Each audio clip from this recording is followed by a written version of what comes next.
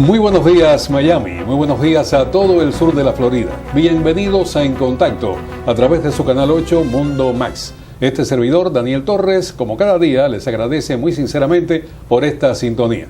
Por cierto, una nota de programación, quiero advertirles a ustedes que vamos a tener el día libre el jueves día de Thanksgiving, Día de Acción de Gracia, por lo tanto les deseo a todos que pasen una jornada de felicidad, de armonía, de unión con sus familiares. Y estaremos de regreso entonces el próximo lunes con nuestra programación habitual. Pero el jueves no vamos a salir al aire, por lo tanto tendrá una programación especial este Canal 8 Mundo Max en esta franja horaria. En el día de hoy quería referirme a informaciones de actualidad.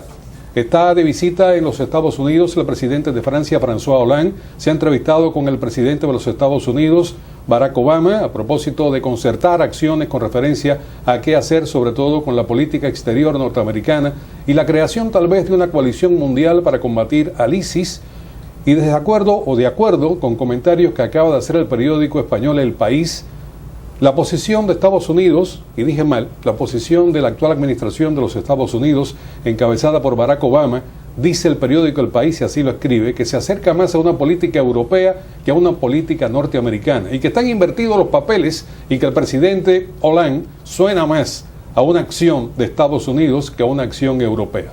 Lo cierto es que hay que combatir al ISIS, hay que erradicarlo de la faz de la tierra. Estados Unidos está en una posición un poco atemperada, que está siendo altamente criticada, y por eso he invitado en el día de hoy a dos especialistas en el tema, a dos comunicadores excelentes, dos politólogos. Me refiero a Vilma Petrach, que es una analista internacional de prestigio indiscutible, tiene un doctorado también en ciencias políticas, y otro doctor en ciencias políticas. Me refiero a Julio M. Schilling. Para ambos, los muy buenos días. ¿Cómo están ustedes? Buenos días, gracias por invitarnos. Bueno, muy por encima, muy tenuemente, quería abordar este tema porque realmente es para dedicarle un programa íntegro. Pero en realidad la posición de Estados Unidos con referencia a lo que está requiriendo en estos momentos Francia y lo que está requiriendo la lógica no se atempera con lo que está haciendo el presidente Barack Obama con referencia al Estado Islámico, me refiero. No sé cuál es tu punto de vista, Vilma. Bueno, sí, al punto que va a ser el tema electoral, el tema más importante de las próximas elecciones, porque yo creo que Obama se está olvidando de algo muy importante, la defensa del homeland. Ya es un problema y por eso es que están invertidos los papeles, porque el homeland europeo ha sido atacado, al punto que hasta unas pocas horas, si no todavía creo, está extendido hasta el lunes, el gobierno belga tiene en estado, digamos, de emergencia y suspendida inclusive las clases. ¿Por qué? Porque está en alerta máxima el país. Y la propia Francia tiene 3 meses de estado de emergencia. Estado de emergencia extendido por 3 meses. Es una situación, bueno, obviamente han intensificado los bombardeos, igual que Rusia. Por cierto, Rusia pasó por un momento muy difícil. En este momento hay probablemente el inicio de una crisis muy profunda porque el gobierno turco derrumbó a un avión, un bombardero ruso, que supuestamente había atravesado la frontera entre Siria y Turquía. Ellos dicen que no es así, pero hay todo un problema diplomático, un incidente mayor. Turquía ha convocado ahora a la OTAN. Así es. Y lo cierto es que va a haber cola, indiscutiblemente. Acuérdate que Rusia no está metido en la OTAN, Turquía lo convoca, pero Rusia no está. Rusia está haciendo un bombardeo por su cuenta, a pesar de que está siendo coordinado en este momento, por lo menos está tratando de coordinar las operaciones con Francia, pero ellos se han ido por su cuenta, y eso es el problema. Rusia está actuando por su cuenta pero de una manera muy fuerte, porque la verdad es que ha intensificado de manera dramática los bombardeos, como también lo ha hecho Francia, y en ese sentido parece que hay una coordinación, pero como te repito, como no está actuando en un marco mancomunado, esto pudiera, generar este tipo de incidentes como el que pasó con Turquía. Pero hay matices indiscutibles. Sí. Estados Unidos plantea que Rusia lo que está haciendo es defender a Bashar al-Assad. Aunque esto ha cambiado un poco de tono, pero de hecho es así. Y lo ha dicho públicamente además Putin. Así es. No sé cómo tú ves la situación, Chile, si tú crees que esta coalición mundial debe ser también Rusia parte de la coalición mundial. Si Estados Unidos va a poner tropas, se dice por parte del Pentágono que Estados Unidos va a mandar a tropas SEAL, o sea, a tropas especializadas. Se habla de decenas de efectivos, pero ¿cómo van a combatir al Estado Islámico que tiene miles de combatientes con decenas de efectivos? Yo creo que, y ¿quién me iba a decir a mí que yo iba a estar aplaudiendo al presidente Hollande, que realmente no era mi preferencia en las elecciones de Francia? Pero hay que felicitarlo porque la última vez que los Estados Unidos le dejó el liderazgo a Europa, tuvimos mayores males después, posteriormente. Yo creo que el abandono del liderazgo del mundo democrático por esta administración, como tú bien señalaste, es un grave peligro. El enfoque yo creo que tiene que ser, estamos delante de unas cruzadas con el islamismo radical ISIS es solo una parte. El chiismo es tan o peor amenaza, o sea, lo que es el régimen de Irán. El islamismo radical está en Egipto, en la Hermandad Musulmán, está en Hamas, está en una serie de grupos en Yemen, de manera de que es una amenaza al orden democrático y al mundo civilizado. Yo creo que el enfoque tiene que estar en mirar esto como una guerra que requiere un frente ideológico, y yo no creo que los Estados Unidos debería de confiar, por ejemplo, en el gobierno, en el régimen de Putin, porque la participación de Rusia está limitada a sus intereses en Siria y su relación íntima con Irán. Eso es todo. Y en este momento también a chantajear a Occidente, porque como saben que ellos están en un revisionismo descarado geopolíticamente, le están diciendo a Occidente, enfóquense, yo los voy a ayudar con ISIS, porque obviamente ellos siempre han sido muy duros con el radicalismo islámico, ellos han sido muy duros siempre, el gobierno ruso en general, pero evidentemente ahorita lo que quieren es desenfocar a Europa del problema que Rusia representa para Europa y para el mundo occidental, con el apoyo que le está dando Bashar al-Assad, pero también con el combate a ISIS. Yo creo que en ese sentido ellos están buscando cómo legitimar su rol en este proceso. Bueno, les propongo cambiar un poco de tema, dejar el tema del Medio Oriente, dejarlo en stand-by en este momento, ir a un tema que nos toca más de cerca, porque este domingo no, pero el próximo domingo se van a celebrar elecciones legislativas en Venezuela, el 6 de diciembre. Debo decir que incluso los propios militantes del PSUV, del Partido Socialista Unido de Venezuela, están indicando que pudieran perder las elecciones. Estuve viendo, antes de llegar aquí al estudio, estuve viendo una entrevista con una de sus exministras de la época de Chávez, la ministra de Medio Ambiente, que acaba de decir... Annelisa Osorio. Correcto.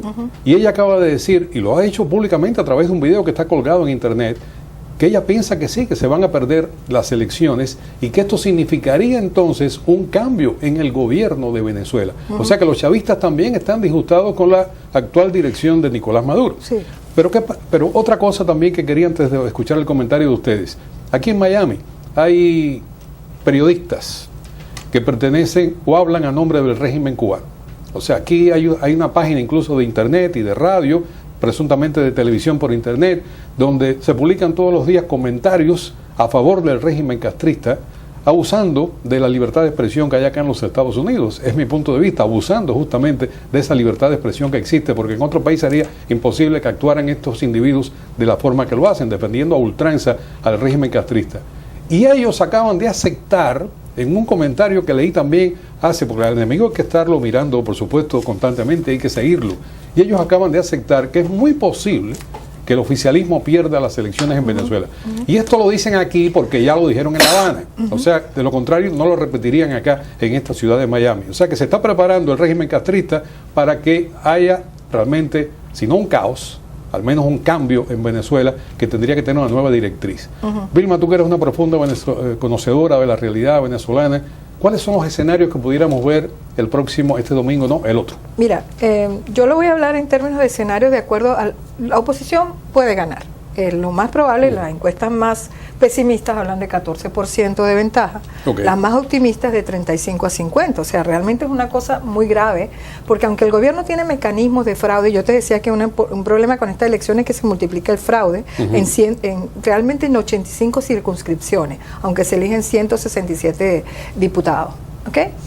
Pero evidentemente acuérdate que ellos han deformado el sistema electoral, es un sistema de gerrymandering donde, por ejemplo, y lo voy a leer para que la gente entienda a qué me refiero, en el estado Amazonas, que es un estado subpoblado en Venezuela, cada diputado electo cuesta 160.548 votos, pero en el estado Zulia, que es un estado muy poblado, cada diputado necesita 342.653 votos para elegirse.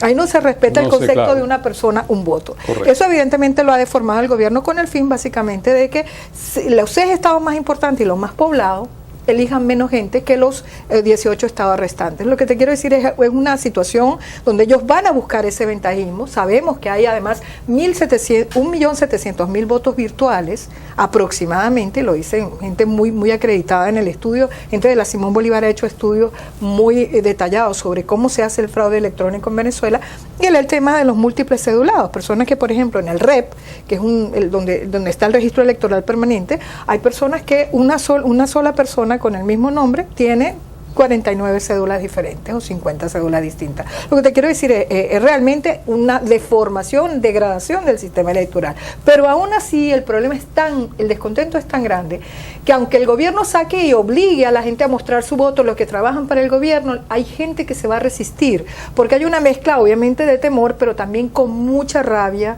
mucha frustración. La gente está harta, agotada, y puede ser que ese votante también pierda el miedo y vote. Pero lo que sí es cierto es que el gobierno, la oposición tiene 3 escenarios: que saque mayoría absoluta o simple, como se llama, de 84 a 100 votos. Antes decíamos que eran 99, son 100. De 84 a 100, que bueno, es lo que más o menos ha tenido el chavismo mayoría ahora. Simple significa que no tienen realmente el verdadero realmente poder. No tienen capacidad de cambio del sistema, no lo pueden hacer cosas como declarar la incapacidad físico-mental del presidente sin ninguna consecuencia, para eso no hay que tener mayoría dar voto simple. de censura sin Desde ninguna aquí podemos consecuencia. darle justamente su valoración. Exacto, vicepresidente ejecutivo de los ministros. Bueno, ahora, las mayorías importantes son la mayoría de 3/5, que implicaría el 60% de los diputados. ¿Cuántos escaños serían aproximadamente? 101 hasta 111. Okay. Esto es importante porque le daría el voto de censura al vicepresidente ejecutivo y a los ministros, pero que implique, no un voto de censura simple, que implique la salida del cargo, la destitución. Y no aprobaría leyes habilitantes, es decir, no podría darle poderes dictatoriales, no aprobaría poderes dictatoriales. Pero perdón, ¿la salida del ministro o del propio presidente? No, del vicepresidente y de los ministros, del presidente no. No del presidente. Vamos a hablar entonces de la tercera mayoría, que es la llamada supermayoría, que se implica las 2/3 partes con un mínimo de 112 en adelante. 112 en adelante. Exacto. Aprueba proyectos de leyes orgánicas y las modifica, designa y remueve a los rectores del CNE, remueve a los magistrados del TSJ, escoge a los titulares del Poder Ciudadano y puede convocar, por ejemplo, reformas constitucionales y referéndum revocatorio. O sea que el número ganador sería 112 la supermayoría. escaños. Bueno, el que te quiero decir es que los 2 escenarios más positivos, uno más que otro, es el de 3/5, porque tiene ciertos poderes importantes, y el de las 2/3, que es la mayoría, la supermayoría o la mayoría calificada. Entonces, esos son los 3 escenarios que estamos manejando. Creo que cada voto va a ser importante defender, y por eso es muy importante que la gente salga y se quede, y salga y vote y permanezca en los puestos de votación, porque sabemos que el gobierno es capaz de todo, incluyendo evitar que la gente ejerce el voto en sí mismo. Ahora, Chile, ¿qué pasaría si gana la oposición X cantidad de votos, lo que ganen, si bien la simple o la supermayoría, pero sale entonces Maduro a las calles con su tropa, con sus acláteres, y da un golpe de Estado? Mira, yo no comparto ningún optimismo con respecto a las elecciones. Venezuela no es Argentina. No es Argentina para nada. Argentina, una imperfecta democracia, pero es una democracia. Venezuela no lo es. No, las condiciones no están, y el régimen dictatorial de Maduro no va a ceder el poder. Venezuela sigue siendo una colonia de Cuba comunista y no va a ceder el poder. Los votos están ahí para servir el papel de ser un simulacro democrático, pero no van a ceder poder. No van a ceder poder bajo ningún concepto. Pero ellos lo dijeron, que no iban a cederlo. Lo que te quiero decir es que la oposición con esto tiene una legitimidad, si logra esas mayorías, que no tendría en otras circunstancias para hacer lo que tienen que hacer. Pero ¿no te parece que si ocurre esto, y perdona que lo haya interrumpido, pero no te parece que si ocurre esto, que gana la oposición en las urnas, pero ellos dan un golpe de Estado, o el fraude es tan monumental que es un escándalo internacional, ¿no te parece que iría a un caos el país? Un caos, y además toda la reacción internacional, que no solamente empieza por el gobierno de Macri, se están deslindando Chile, Uruguay, Paraguay, hay un deslinde hasta del propio gobierno castrista de la manera en que puede ocurrir por el escenario de violencia, porque el propio gobierno de Estados Unidos, Thomas Shannon, acaba de decir que la posición de Estados Unidos frente a Venezuela dependerá de lo que ocurra con estas elecciones. Y se sabe que pudiera haber un fraude y que además un escenario de violencia es probable. Lo cual le quiere decir, yo no estoy diciendo, por cierto, señores, que yo crea que esto va a ser pacífico, al contrario. A partir del 2 de diciembre vienen escenarios muy críticos para Venezuela, porque se hablan los 3 primeros meses siguientes de hambruna, literalmente. O sea, no va a haber recursos para que la gente coma, y además dentro de una situación de inestabilidad, yo siempre he dicho que una de las cosas que nos diferencia del castrismo y de su presunto proceso de transición autoritaria o totalitaria pacífica es que ellos tienen un control del Estado, nosotros no. El gobierno ha destruido el monopolio legítimo de la violencia. Entonces, uno de los requisitos fundacionales y necesarios para que se pueda mantener la gobernabilidad es que tengan control de la violencia, y no lo tienen. Bueno, la situación realmente es sumamente tensa y sumamente especulativo lo que estamos diciendo nosotros acá, pero evidentemente el deslindamiento que tú acabas de señalar de Cuba, de la Cuba castrista, de la situación venezolana, estos comentarios de estos voceros del régimen aquí mismo en Miami, dando la posibilidad de que se pierdan las elecciones legislativas, me da a mí la pauta de que tal vez la instrucción que le han dado a Maduro es que respeta lo que pase en las urnas para evitar el caos. Y trata de ganar, sí, pero acuérdate por la que vía Maduro que sea. no es solo, y no sé qué piensas tú, Julio, Maduro es Diosdado también, es toda una competencia entre ramas mafiosas del Estado mafioso venezolano. O sea, pudiera haber sí. un encontronazo entre yo creo entre que Maduro ya lo hay, por y la entrega Diosdado. del poder, porque la entrega del poder también implica posible, o sea, inclusive que la Asamblea Nacional controlada por una oposición coopere con las instancias internacionales para todo este proceso, este encauzamiento de figuras del alto chavismo que están involucradas en el narcotráfico. A mi juicio, todo lo que estamos viendo es parte de una estrategia que busca la supervivencia de este proyecto dictatorial del socialismo del siglo XXI, el arresto de los familiares del dictador Maduro es parte de un formato, una fórmula de la cual Cuba comunista está consciente. Estos agentes de la DEA estaban operando en Venezuela, donde hay la inteligencia castrista. Todo esto está diseñado para algún ajuste. Y sí creo que no podemos hablar de una democracia en Venezuela hasta que no vaya a haber un cambio en la actual administración norteamericana. Y lo digo esto simplemente porque tiene que haber un proyecto para combatir, para revertir esta malévola ola que con esta administración busca salvaguardar al castrocomunismo, que es lo mismo que salvaguardar el socialismo del siglo XXI. Pero acuérdate, Julio, perdóname, solamente una acotación, porque hablaste tú justamente del narcotráfico y pensé en los altos generales venezolanos. Ante un golpe de Estado por parte del Poder Ejecutivo, por llamarlo de alguna forma, por parte del señor Maduro, para ponerle nombre y apellido, ¿piensan ustedes que el ejército apoye esa decisión? Mira, yo creo que el problema es que ahí es la gran incógnita. El problema es que si los vemos a nivel de oficiales medios puede ser que haya una mayor cooperación, pero acuérdate que arriba están muy insertos, pertenecen a los carteles de narcotráfico.